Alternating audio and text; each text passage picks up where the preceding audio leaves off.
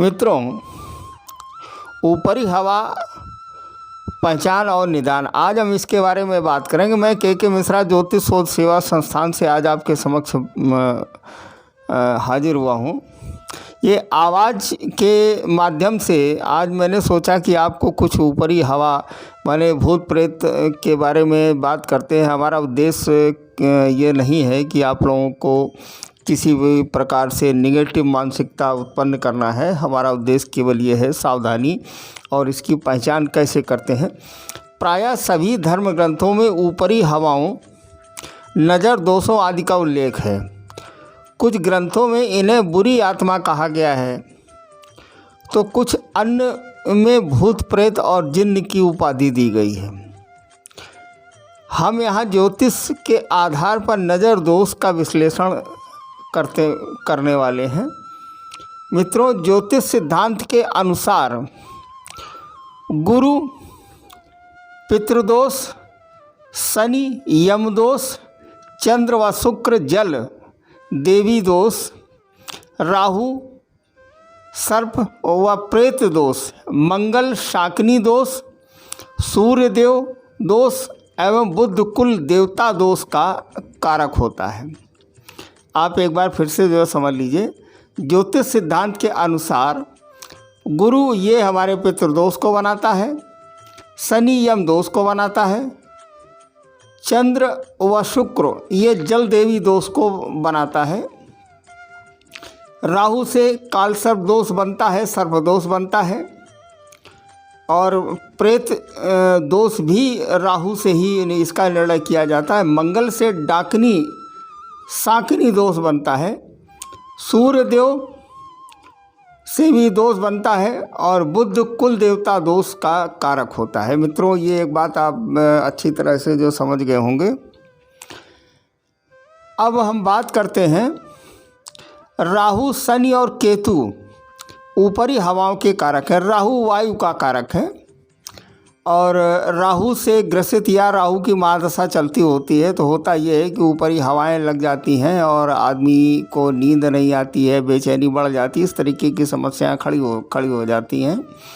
और राहु का प्रभाव जब ज़्यादा असर होता है और अगर उस समय अल्पायु योग बनता है तो ये आत्महत्या का योग भी बनता है।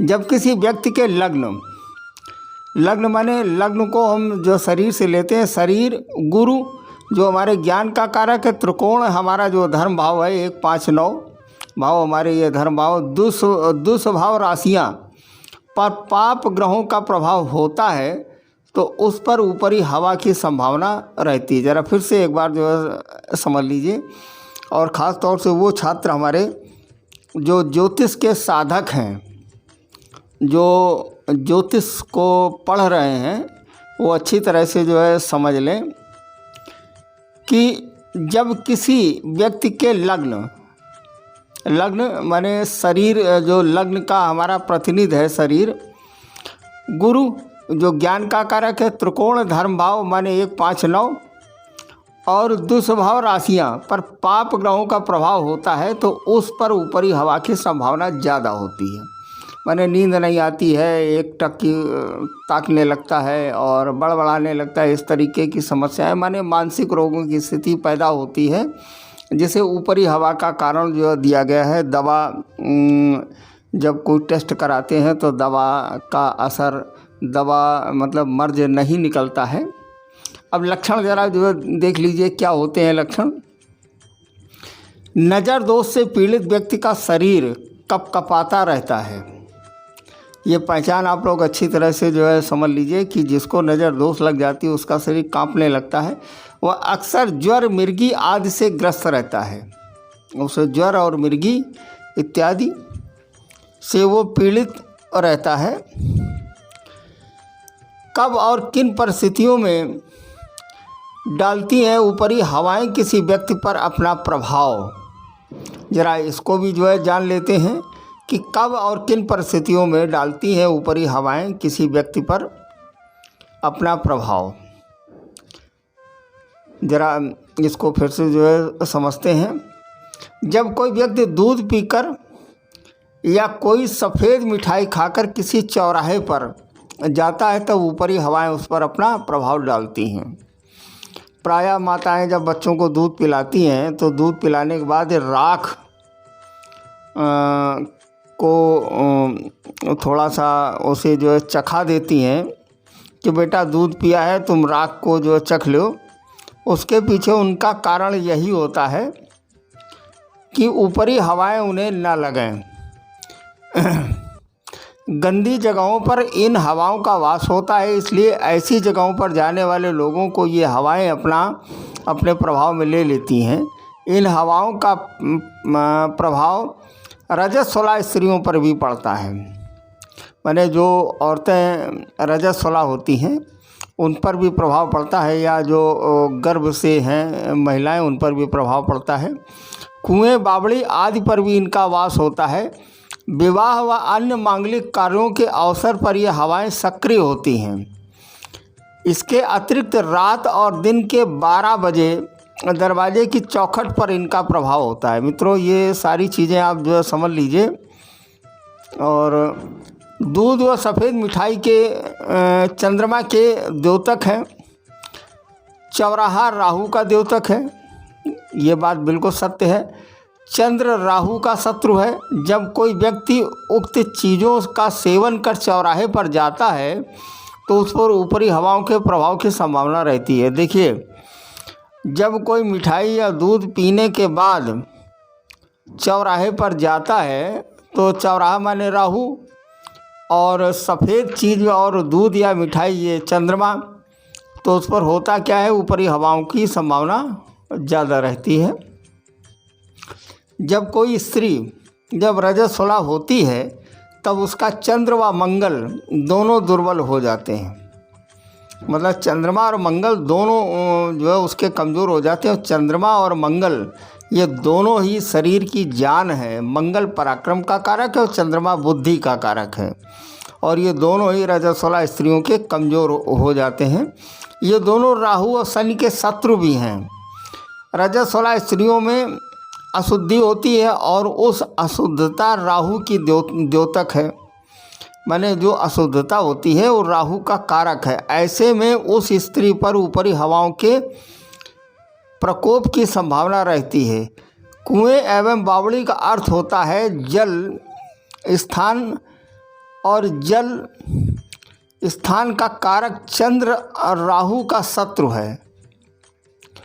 क्योंकि जल स्थान को हम चंद्रमा से लेते हैं और राहु उसका क्या है, शत्रु है, इसलिए ऐसे स्थानों पर ऊपरी हवाओं का प्रभाव होता है। जब किसी व्यक्ति की कुंडली के किसी भाव पर सूर्य, गुरु, चंद्र व मंगल का प्रभाव होता है तब उसके घर विवाह व मांगलिक कार्य के अवसर आते हैं। ये सभी ग्रह शनि और राहु के शत्रु हैं। अतः मांगलिक अवसरों पर ऊपरी हवाएं व्यक्ति को परेशान कर सकती हैं।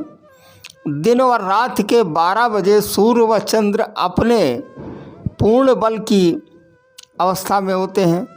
शनि व राहु इनके शत्रु हैं, अतः इन्हें प्रभावित करते हैं।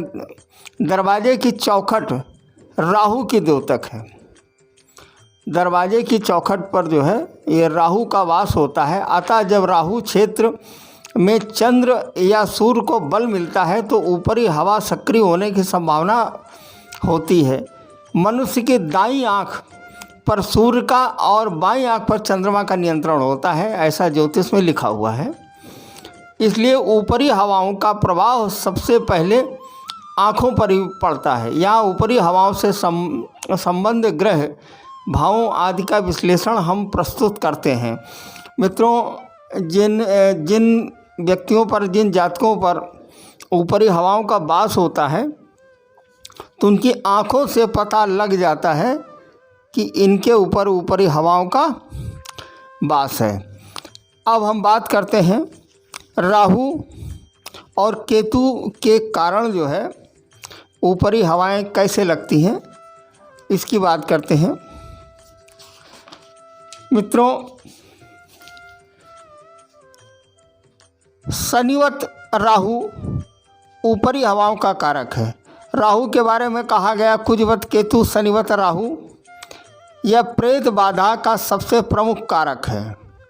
राहु से ग्रसित व्यक्ति जो है उसको नींद नहीं आती, आँखें उसकी चढ़ी होती हैं, जैसा कि हम पहले बता चुके हैं कि आँखों पर सूर्य और चंद्रमा का वास होता है। सूर्य और चंद्रमा राहु के शत्रु हैं, इनका ग्रहण होता है, तो होता ये आँखें चढ़ी होती हैं, नींद नहीं आती है, वो एकांत में बैठ कर के एक टकताका करता है, तो ये ऊपरी हवाओं की स्थिति होती है। इस ग्रह का प्रभाव जब भी मन, शरीर, ज्ञान, धर्म, आत्मा आदि के भावों पर होता है तो ऊपरी हवाएं सक्रिय होती हैं।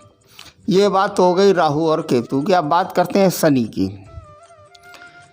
मित्रों, शनि इसे भी राहु के समान ही माना गया है। उसके पीछे कारण है कि जैसा कि पाराशर जी ने लिखा है, कुजवत केतु शनिवत राहु।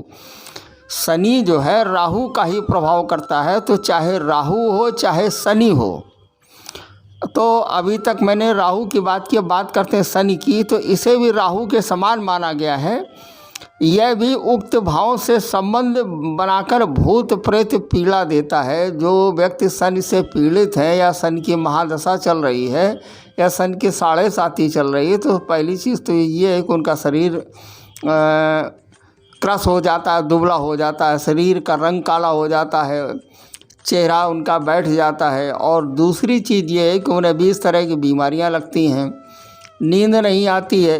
तो चाहे प्रेत बाधा कहें या ऊपरी हवाएं कहें, प्रेत बाधा की बात नहीं करते हैं, ऊपरी हवाओं की बात करते हैं। अब बात करते हैं चंद्रमा की। चंद्रमा मनुष्यो जाता। चंद्रमा मन का कारक है। मन पर जब पाप ग्रहों राहु और शनि का दूषित प्रभाव होता है और अशुभ भाव स्थित चंद्र बलहीन होता है, तब व्यक्ति भूत प्रेत पीड़ा से ग्रसित होता है।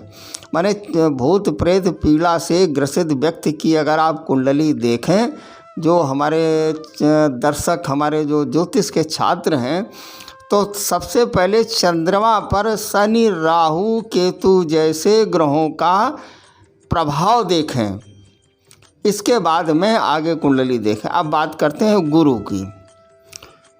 गुरु सात्विक ग्रह है।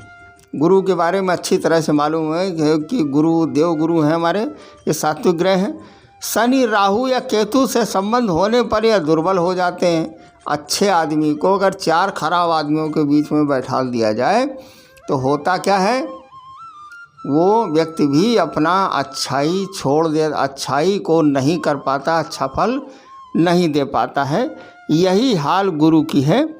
तो इनकी दुर्बल स्थिति, ये ऊपरी हवाएं जातक पर अपना प्रभाव डालती हैं और क्या बनाती, पितृदोष बनाती हैं। मित्रों, अब बात करते हैं लग्न की। लग्न को हम शरीर से मानते हैं। लग्न से हम जो शरीर का स्ट्रक्चर हम देखते हैं, ये जातक के शरीर का प्रतिनिधित्व करता है। इसका संबंध ऊपरी हवाओं से के कारक राहु, शनि या केतु से हो या इस पर मंगल का प्रभाव प्रबल हो, तो व्यक्ति के ऊपरी हवाओं से ग्रस्त होने की संभावना रहती है। मित्रों, बात करते हैं पंचम भाव से। जैसा कि अभी इसके पहले हम आपको बता चुके हैं, त्रिकोण भाव की बात करते हैं। तो 1, 5 और 9 ये त्रिकोण भाव हैं।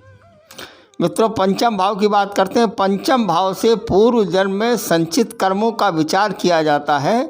इस भाव पर जब ऊपरी हवाओं के कारक पाप ग्रहों का प्रभाव होता है, तो इसका अर्थ यह है कि व्यक्ति के पूर्व जन्म के अच्छे कर्मों की कमी, अतः अच्छे कर्म अल्प हैं, तो प्रेत बाधा का योग बनता है।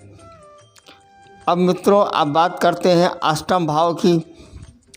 8वां भाव हमारा गूढ़ ज्ञान और उसका कारक है, आयु का कारक है। इस भाव को गूढ़ विद्याओं, आयु एवं मृत्यु का भाव भी कहते हैं। इसमें चंद्र और पाप ग्रह या ऊपरी हवाओं के कारक ग्रह का संबंध प्रेत बाधा को जन्म देता है। मित्रों, अब बात करते हैं नवम भाव की।